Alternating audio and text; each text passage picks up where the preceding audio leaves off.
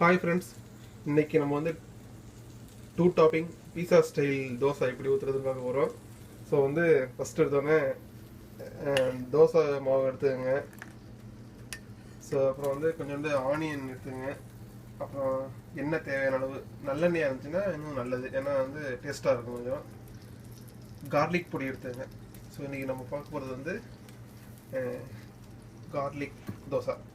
So first எடுத்தோன்னே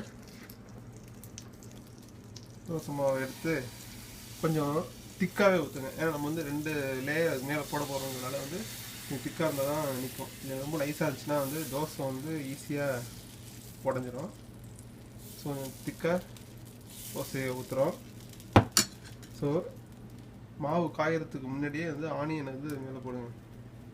அப்போ தான் வந்து ஆனியன் வந்து இந்த மாவில் வந்து நல்லா ஒட்டிக்கும். ஸோ இந்த லேயர் வந்து ஃபுல்லாக இருக்கணும், நல்லா பரவலாக இருக்கணும். ஸோ அப்போ தான் வந்து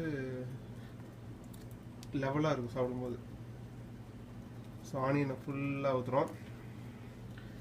அதுக்கு அடுத்தது பொடியை வந்து மேலே அப்படியே தூவிடுங்க. ஸோ இது வந்து கார்லிக் பொடி. ஸோ உடம்புக்கு நல்லது, கொஞ்சம் டேஸ்டியாகவும் இருக்கும், காரமாகவும் இருக்கும்.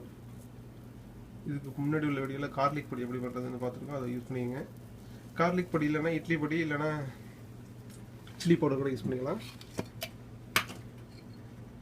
ஸோ ஃபஸ்ட் லேயர் ஆனியன், அதுக்கு மேலே வந்து கார்லிக் பொடி. ஸோ லைட்டாக எண்ணெயை வந்து ஃபுல்லாக ஊற்றிடுங்க.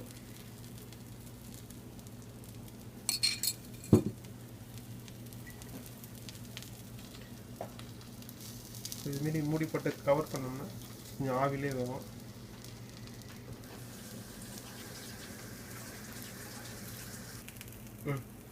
ஸோ பார்த்தீங்கன்னா வந்து ஆல்மோஸ்ட் பாதி வந்துருச்சு. ஸோ லைட்டாக பரட்டி போட்டுருங்க. ஸோ அப்போ தான் வந்து ஃபுல்லாக வந்துடும். ஏன்னா நம்ம வந்து நைஸாக வச்சுருந்தோம்னா நம்ம திருப்பி போட தேவையில்லை. ஸோ நம்ம வந்து கொஞ்சம் திக்காக வச்சுருந்ததுனால மாவு உள்ளார வேகாமல் இருக்கும். ஸோ அதனால் வந்து ஒரு வாட்டி ஃபுல்லாக திருப்பி போட்டு கொஞ்சம் வேக வைங்க. ஸோ வந்து இந்த ப்ரௌன் கலராக லைட்டாக வரணும், அப்போ தான் வந்து டேஸ்ட்டாக இருக்கும்.